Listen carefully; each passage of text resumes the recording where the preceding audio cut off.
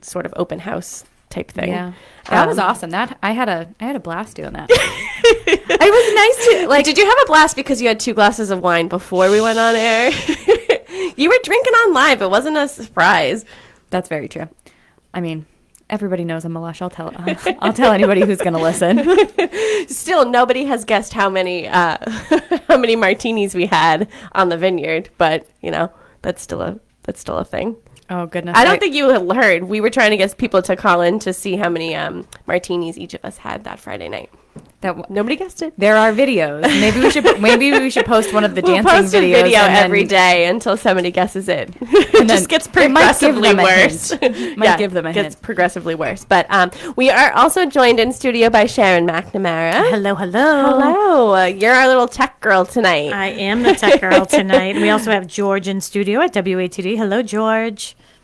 Hey guys, how you doing? We're doing wonderful, and we're happy to have you. And George is in the studio, and if you have any questions for us regarding real estate, it does not have to be about the topic that we're going to discuss tonight. Anything to do with real estate, feel free to give us a call at the studio, 781-837-4900. I was about to say George in 0 at the same exact time, so I'll give that number one more time, 781-837-4900, and George will be happy to pipe you through to us. We are in our home studio here at Boston Connect Real Estate. We are sponsored, of course, by Boston Connect Real Estate and the McNamara Broker team, and it feels nice to have the team together. I know. I saw you come in the door today, and I was like, hey, stranger. Hi, how are you? And Mary's been working hard. She's been out. Well, you're not here a lot on Tuesdays because, and my guess is we'll start to see you more as it gets darker. Yeah, so it's been the summer was a little bit crazy because we're seeing properties. I mean, there was one day where I was literally in the car from 8 o'clock in the morning until 9 o'clock at night. But with the winter coming, which might have a little bit to do with our topic tonight, I believe. It absolutely is going to. With the winter coming and it getting darker later, the limitations on seeing properties are going to get a little bit more stringent. Mm-hmm. It's not really good to see a house for the first time, especially in the dark. Well, also especially if it's vacant and it might be an estate sale or something like that. It might not have lights. Might not have lights, but also I know you guys have talked about this on the show in the past, recent past. The market has shifted a little bit, but we still are seeing pockets where sellers are getting multiple offers and they're still getting over asking, and the market is still a little bit fast and furious. Mm-hmm. So if buyers are out there seeing the house for the first time in the dark, it doesn't really give them a lot of wiggle room or confidence, I should say. Mm-hmm. Yeah. And speaking of confidence, I wonder if, a lot of people's confidence is actually shifting as the market's sort of shifting, as you indicated. But we also, we had Pete Fakaizen in the office with us today. He asked if he could come in and talk to our agents about some new programs. We had him on the radio show on Saturday as well, Melissa and I, talking about the American Dream program, right? Yeah, American Dreams. But so we got so much feedback from that show, and not just since we started doing Saturday shows, but specifically this one. And I feel like it's because it's such a hot topic right now, the interest rates, that we had a lot of people tuning in just to see like what he's going to say. I mean, after I left here, everybody that I bumped into that I knew was saying, "Oh my gosh, I listened to you this morning. Who is that guy? Can I have his contact information? Can I do like?" It's very much like when we had Jake on from Pro Enviro. We got like a million calls afterwards. Same with Pete. So we had him come into the office today and talk to some of our agents who might not have heard the show, but like you guys know, we do the agent roundtable discussion every Tuesday or every other Tuesday, and he was a part of it today. So I thought it went really well. And it's so interesting because I'm going to backtrack. And again, tonight our topic is not what I'm going to discuss right now, but I promise I will get to our topic. This is like a little market update before this is just a little, exactly. I like that. A market. We should do this every week, by the way. Just a little market just update. added a segment. Yeah. What's going on in the market and the big indicator and the big factors that we're sort of coming across right now are the interest rates. So they're up in the 7s, right? And it depends. Again, it depends. Yep. On many factors. Yeah. What was that quote? It's not one size fits all. Mm-hmm. Pete said something today. The quote, I feel like we all wrote it down because we all like went to our pen afterwards. It was like, your scenario is what dictates the outcome, right? Dictates the rate. Dictates the rate. That's what it was. Say it again. your scenario dictates the rate. Yes, perfect. So I'm so glad you remembered that. But we should write that on the wall over here somewhere. So I feel like we'll be saying our it a lot. mantra. Yeah, but then we did this nice little exercise where I had asked him, okay, so people were emotionally purchasing homes. We started talking about appraisals, which made me think about, that emotional value. Mary, you and I were on the same page. This is reckless. Yep. We weren't in agreement with what was going on out there. I'm so glad that we stood our ground on that because I feel clean right now. I don't feel dirty. I don't need a bath.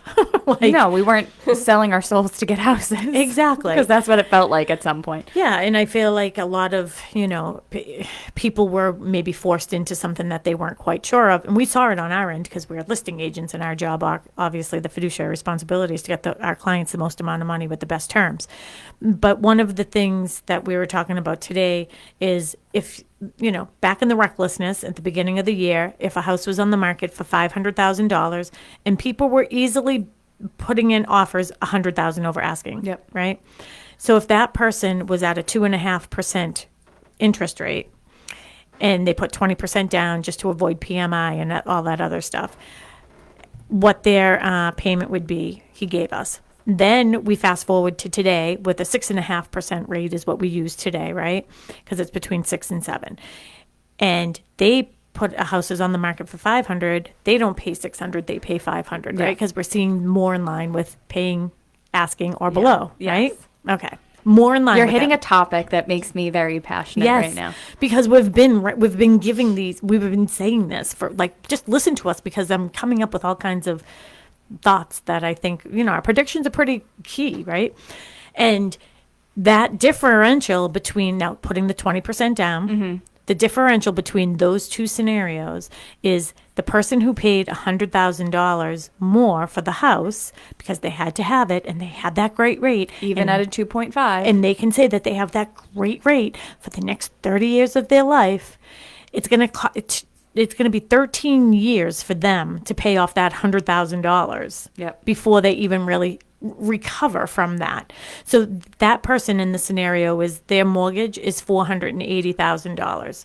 And the other, the equity, right, is $480,000, right? No, the loan amount was $480,000. With the other one, the loan amount is $400,000. So they already have $80,000 worth of equity in the home that they purchased if the market should switch again, and that's the sale price. Yeah, borrowing less at a higher interest rate is still, in this scenario, was more beneficial. Better than being in that 2.5% and paying way over. So this is something that we've been talking about for a little bit too, is, the perception is, and number one question, we talked about it earlier today. This is your favorite line, is perception is reality. That's all I heard. No. I heard you saying that so many times. I wasn't even going to say that. I know, but that's what you always say. It is true. Yeah, but you were right. It is. You have to have, you have to have a little bit of perspective into the market that we're in currently. But you had said earlier, this is one of the only markets that we've ever been that has been fully focused and dictated by the interest rate. So the first question I get asked is, oh, hey, Mary, how's the market doing? What's the interest rate now? It is the second question that comes out of everybody's mouth. So when you're thinking about it in that perspective, it's, it's very easy to get caught up in the hype of, oh my gosh, and I think it started 2 years ago when we had such low interest rates. All we were hearing from loan officers and from even real estate agents and just the market in general and the economy was, oh my gosh, go out and buy right now because the interest rates are historically low. So now people are hyper-focused on historically low, which has that negative, swinging pendulum. Right now we're going the opposite direction and people are hyper-focused on the high. So there's no perspective. It was low, high, nothing in the middle. And we've never seen it that low. Yeah. We never will again, is my guess. I just can't imagine that we will ever see that again. Well, I think what Pete was trying to say on Saturday, or did say on Saturday and said today, was, yes, they're high, they're going to get higher, but then they'll get lower again. Yeah. So very much marry the house, date the rate. Date the rate. You can dump the rate and go with a new one when you refinance. If, and he was saying that he refinanced somebody 7 times in 5 years or something. But very much, marry the house, date the rate.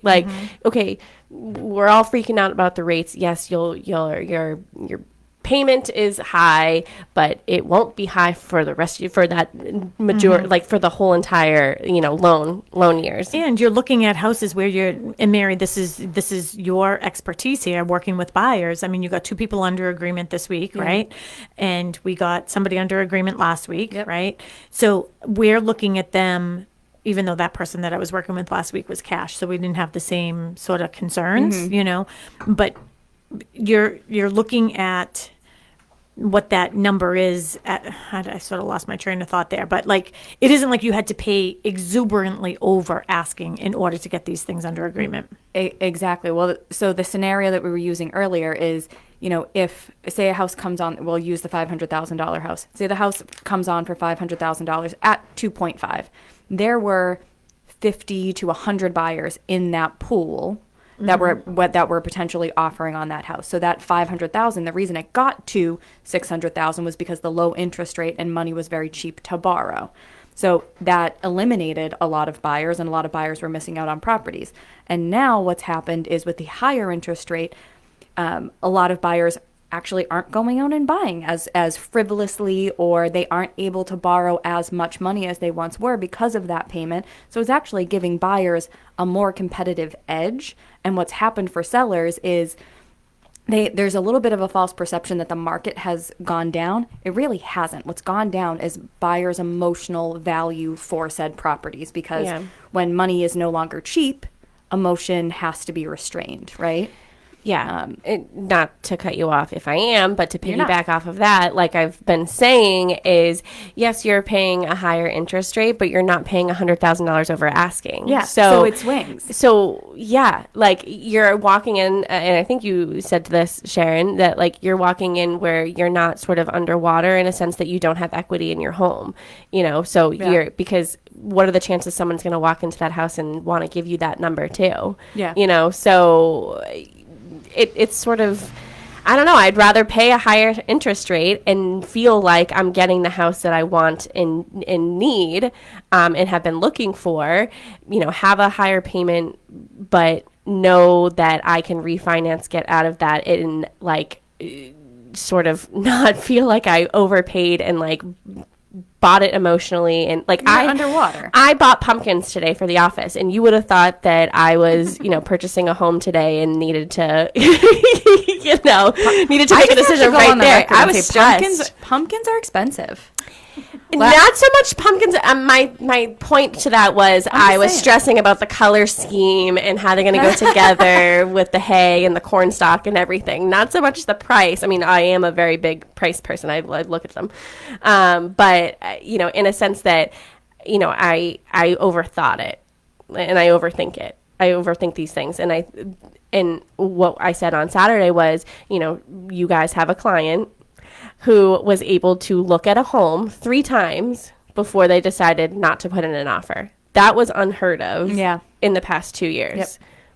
You had 5 minutes to walk through a house during the pandemic, during an open house, with major distractions. You have a mask on, you have gloves, you have to wear, ski masks, everything. Like, and you can't blink when you're in a room. You're bumping into people, 6 feet, not really bumping in. You have to be 6 feet apart-ish. Yeah, okay, that didn't happen. 10 people in the house at a time. First month. You probably went in there, went over asking, waived your home inspection, waived Mortgage contingencies, Buyer's everything. remorse is a real and thing. You probably saw the house maybe once or twice before closing day. And now you have somebody who is able to continuously get showings, go to an open house, see a property, and decide not to move forward because that's the best decision for them. Because every time they went to the house, they saw something different. They got a different perspective. Mm-hmm. Well, so it's kind of funny, and it's on the same topic, but a little bit of a side note. So I think I was saying to you, Sharon, the other day, I was like, it's odd because a year ago, all of us were sitting here at this exact moment saying, oh my gosh, the madness has to stop. Yeah. Like we can't be doing this to buyers. It's super overwhelming. And the real estate, and we were getting feedback from buyers that were out in the market and listeners saying, we think it's the real estate agent's responsibility to kind of help make this stop, and or The appraisers have to be doing something. There has to be some type of regulations. And we weren't really in control of it, right? It was the buyers that were dictating the market.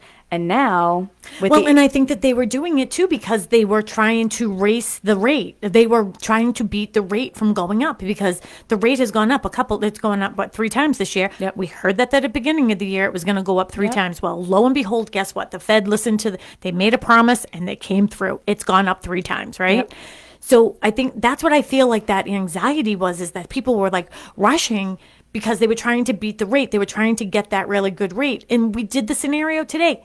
You're better off at a higher rate and not paying stupidly over asking. Yep. Is that okay for me to say like that? That's how I feel. No, I think that's the reality. I mean, so just take the past couple of offers that we've gotten accepted, and I'm gonna use the past couple of weeks, right? Yeah. One was at asking. Yeah. Another one was at asking. One was 50 under. One was 50 under. One was 10 above. With all the furniture. With all the furniture. Yep. And then one was 20 below. Mm-hmm. That wasn't even a conversation. Those 5 scenarios, and that's been within the past 3 weeks. Not even. I would say 2 weeks. Mm-hmm. That wasn't even a scenario. A year ago. No. Yeah.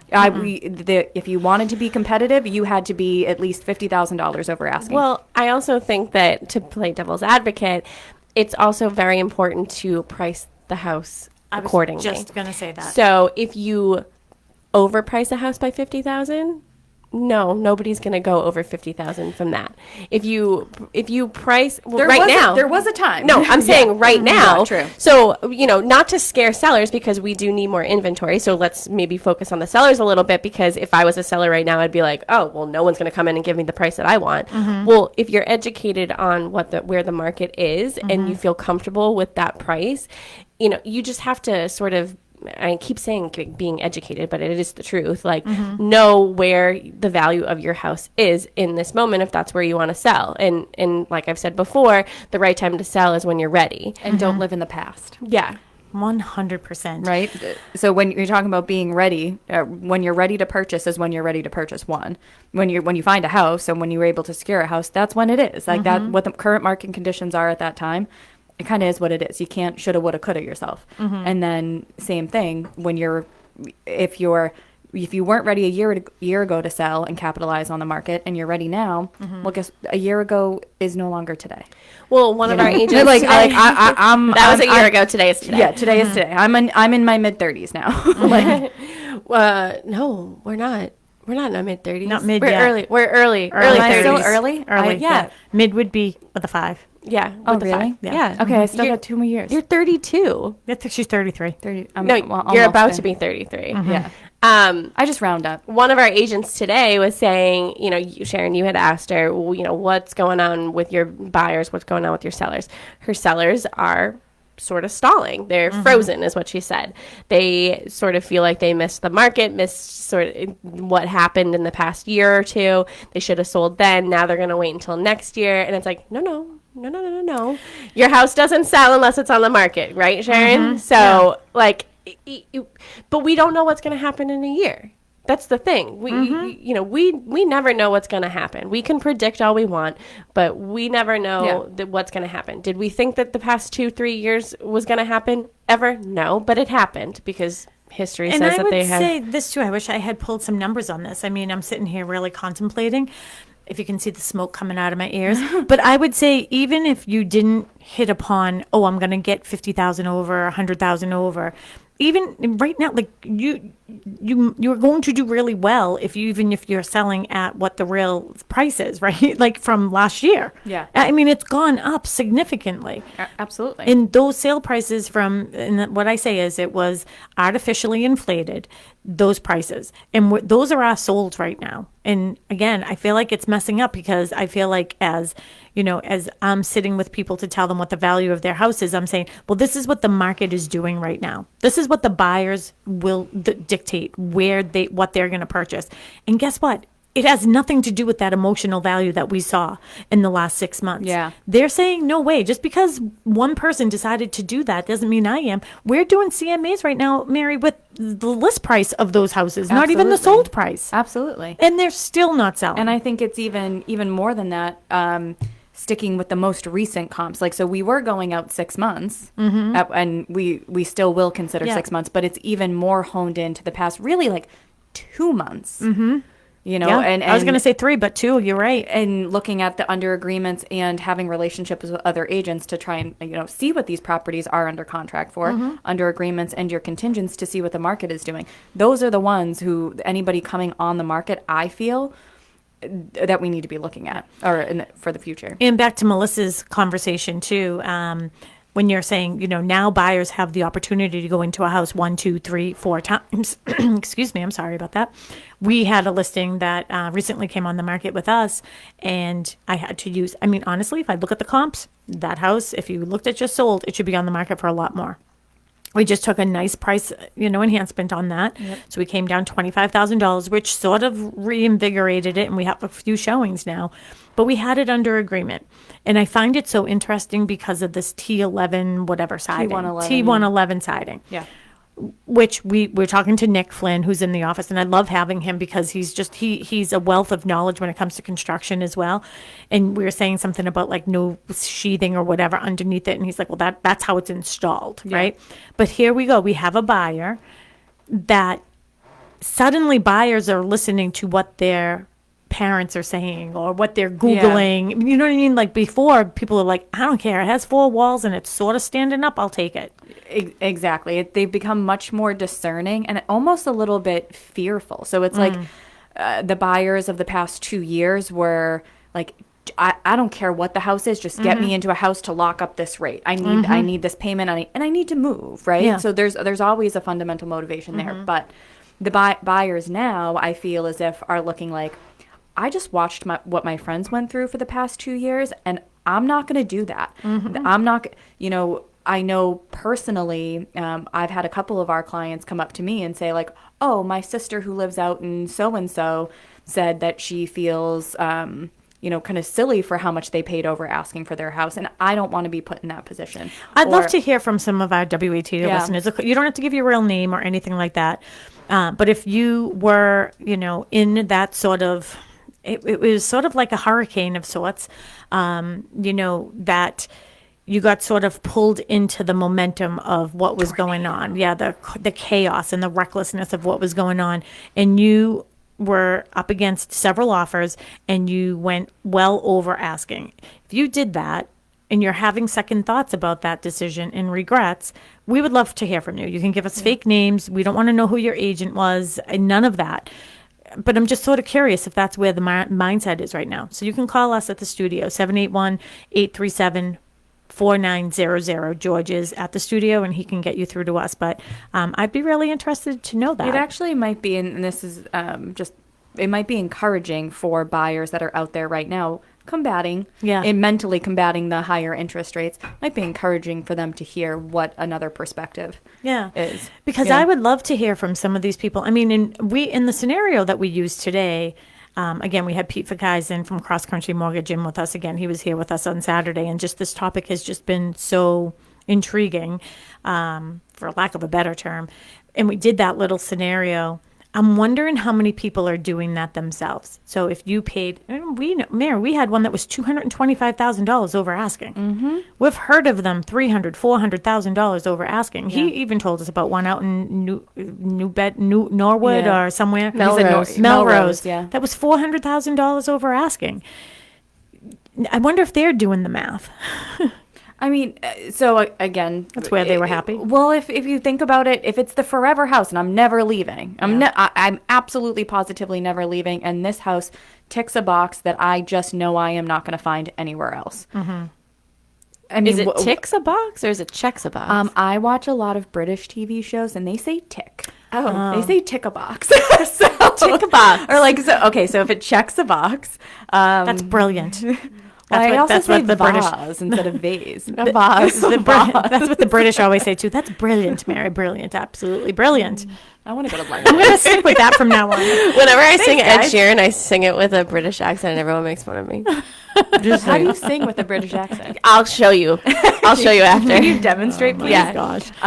But so I can understand, I guess, if it's just the perfect house, you might not mind you might know, as long as you're aware going into it that you're overpaying and it's a long-term investment, well, then it's your prerogative. Do whatever you want to do. But it's more for the buyers who just needed to move, got caught up, and, we're either back up against a wall, feeling a little bit of desperation or exhaustion, truthfully. Yeah. A lot of it, I feel, it was exhaustion. I do feel it was exhaustion. But look at like the one set of buyers that, you have under agreement right now. I'm so happy for them because, you've been working with them for how long?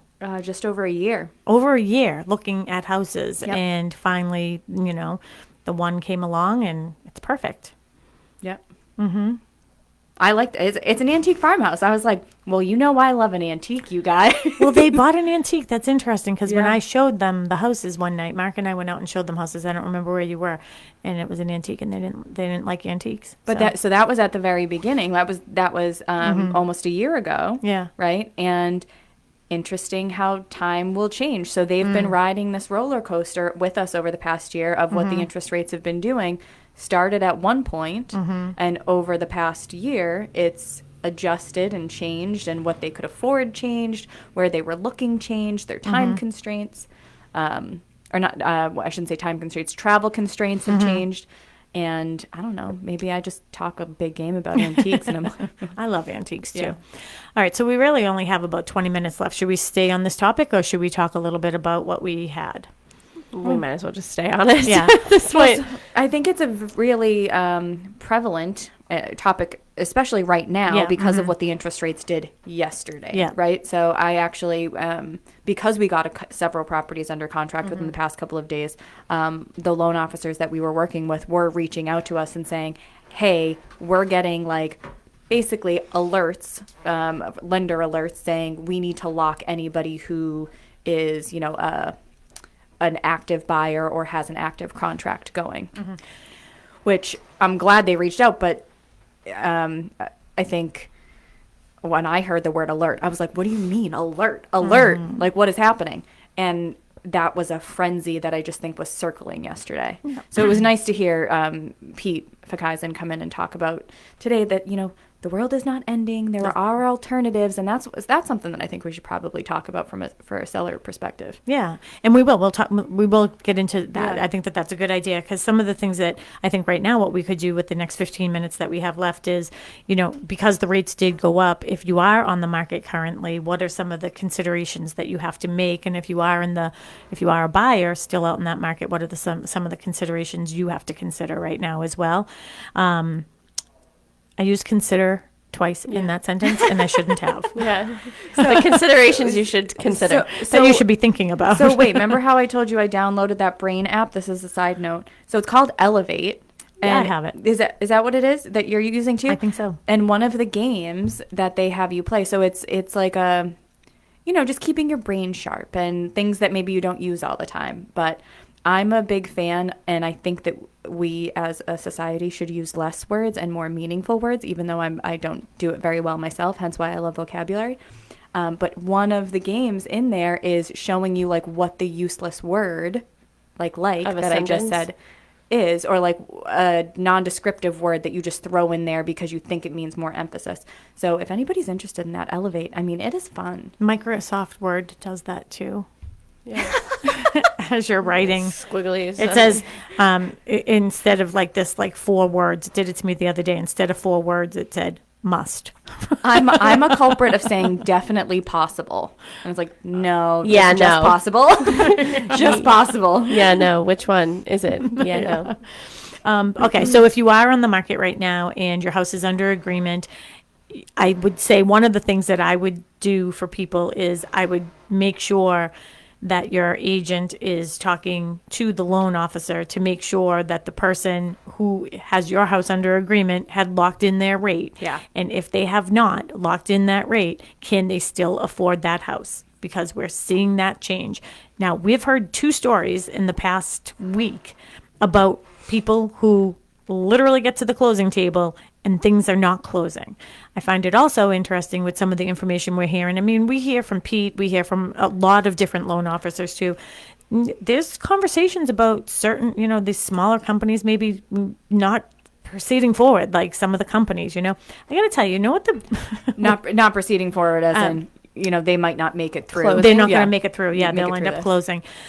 One of the things I am so surprised about, I'm still surprised about this. Pete mentioned it on the radio the other day, and we talked about it today in the office meeting. And all the agents that we had at the meeting today, no one had known this.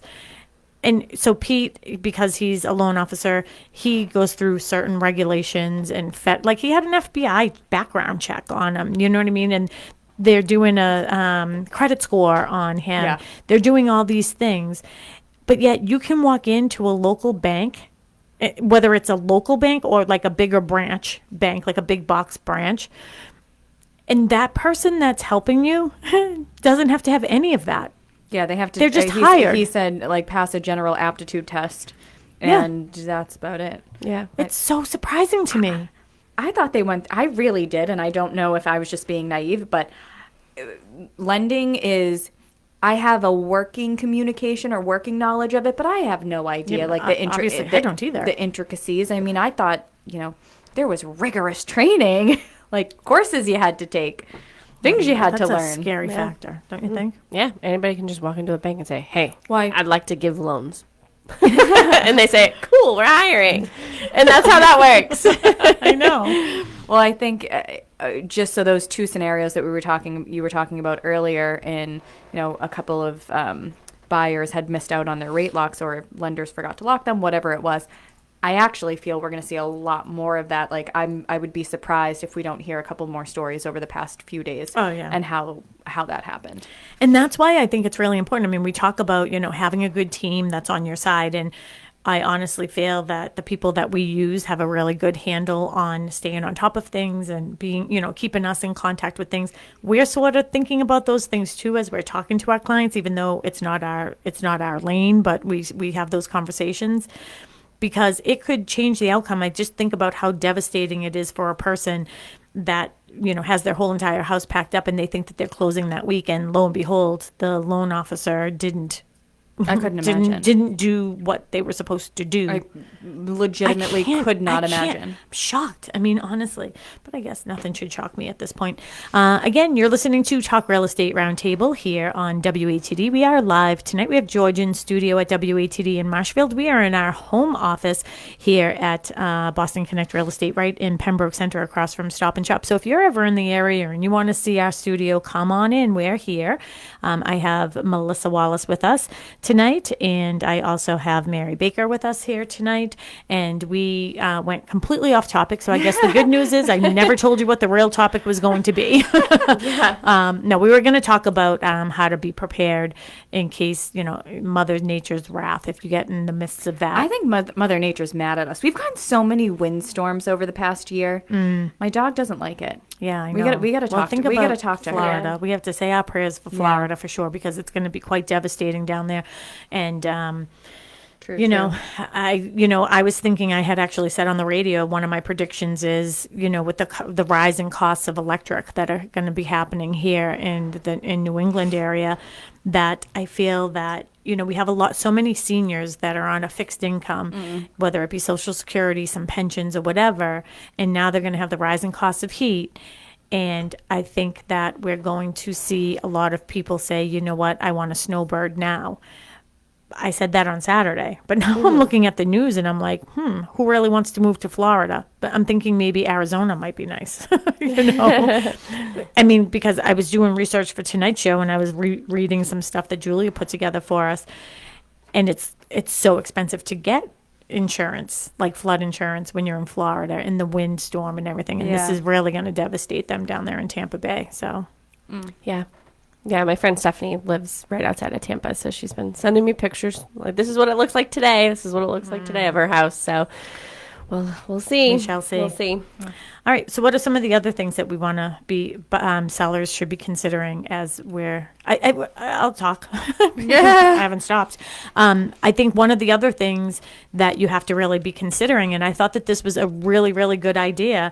We see a lot of pre-approval letters. Does anyone want to take this for me? Because I've been talking too much. So remember, where he was talking about like Rocket Mortgage and some of these other companies that you see. They're not even mortgage companies. I didn't even know that. They're marketing companies. Yeah. And the people for Rocket Mortgage, this is again what we were told today, they actually get paid on how many applications they take.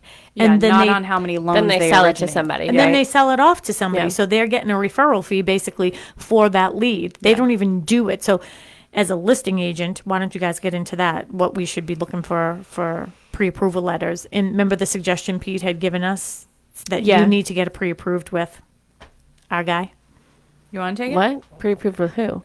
Our guy. Oh, well, you can get into that part because I don't remember it. But from, just being here at least for 6 years and previously, you look at the pre-approval. First, you look at what they're actually pre-approved for. Is it expired? When was it issued? Because especially now, you should be going to your loan officer with the rising interest rates and saying, hey, what does it look like now in my scenario? Because you might not be able to afford what you were looking at before.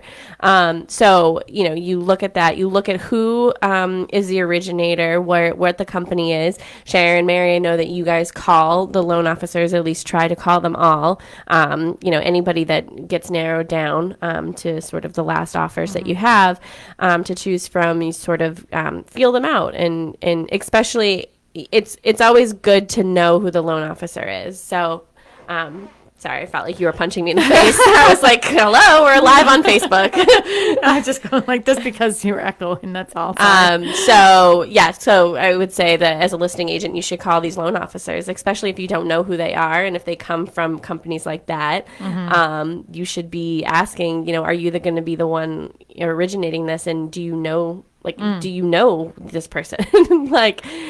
Yeah, well, I think it's a good time to take control of the transaction, right? So if you're a seller and you want to make sure that you're not the person who ends up the day before closing with the buyer's, rate not having been locked in, what Pete was talking about is, if the seller is comfortable and would like, they can request that they get pre-approved, not necessarily use, but pre-approved through a trusted lender if we're not familiar with who the lending company is. Which I think is a good basis because there are so many different lending companies out there, and there are so many, just like there are so many real estate companies, right? And not everybody is created equal. Not everybody's policies are the same. Not everybody's standard operating procedures are the same. But it's our job to protect our sellers' interest and to advise them what the best way to navigate this market is. And that might be a tool in our belt right now. Yeah. And I'm sorry I think that some people, I think in the past I've had this reputation with some loan officers that I'm too tough.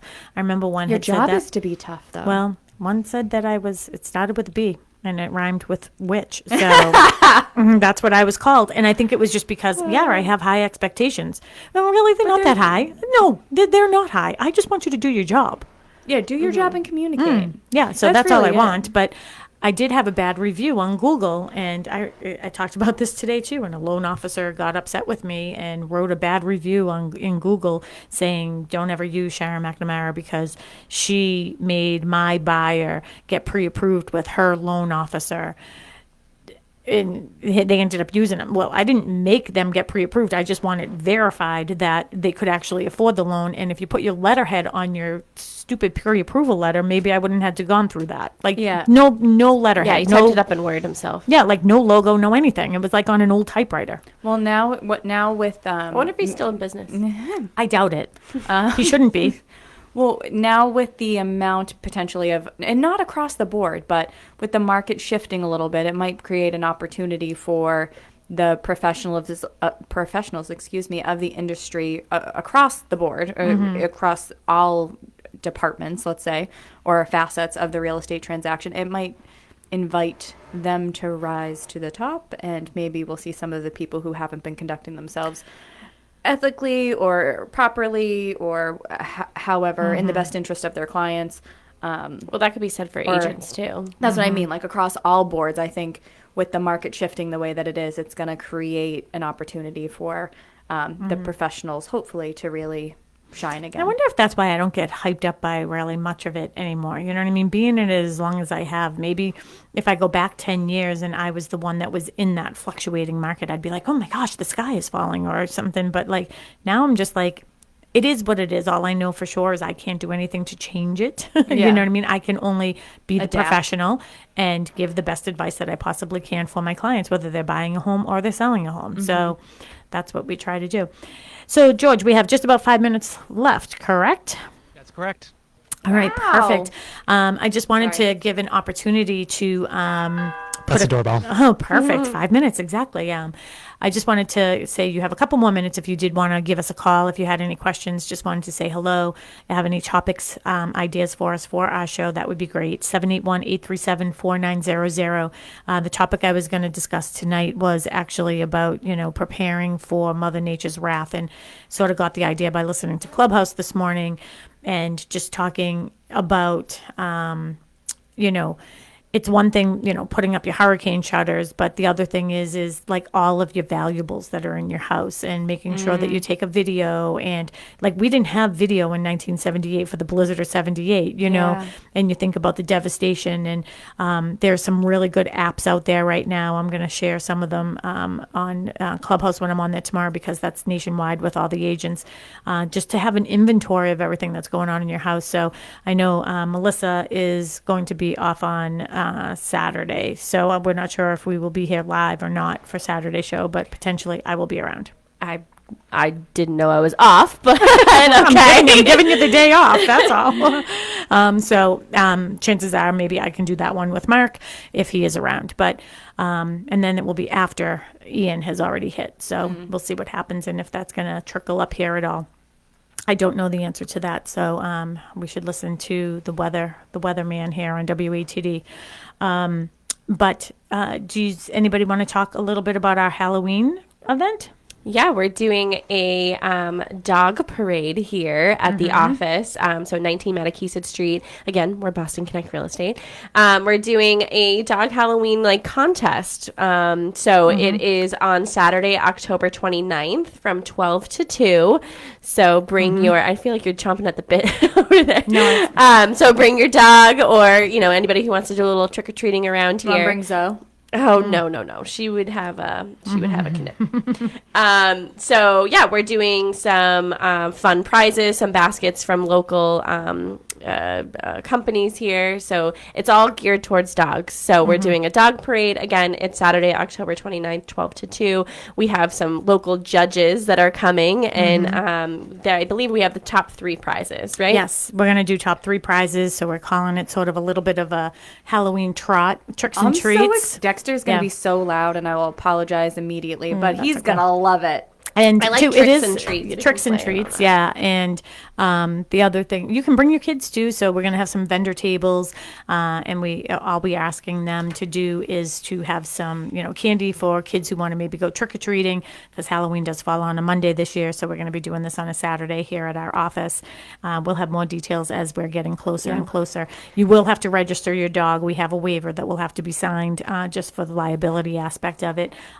So yeah, we will give you more information on that. If you want any more information or want to get in touch with us, yeah, you can go to bostonconnect.com. But I wanted to say something. We are going to be doing the jack-o'-lantern contest too. Yes. So anybody who comes to our Halloween trot can vote for their favorite jack-o'-lantern that they've got. So and they can bring theirs if they want to add it to the... Yeah, if you want to come, put it on our stone wall, put it on our porch, we would love to display it. But again, if you have a jack-o'-lantern that you like to carve before the 29th, send it to administration@bostonconnect.com. If you want all of our contact information, go to bostonconnect.com, or you can give us a call, 781-826-8000.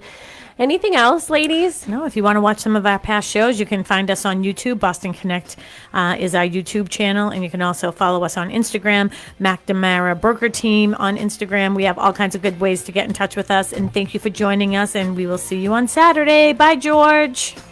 Bye, Sharon.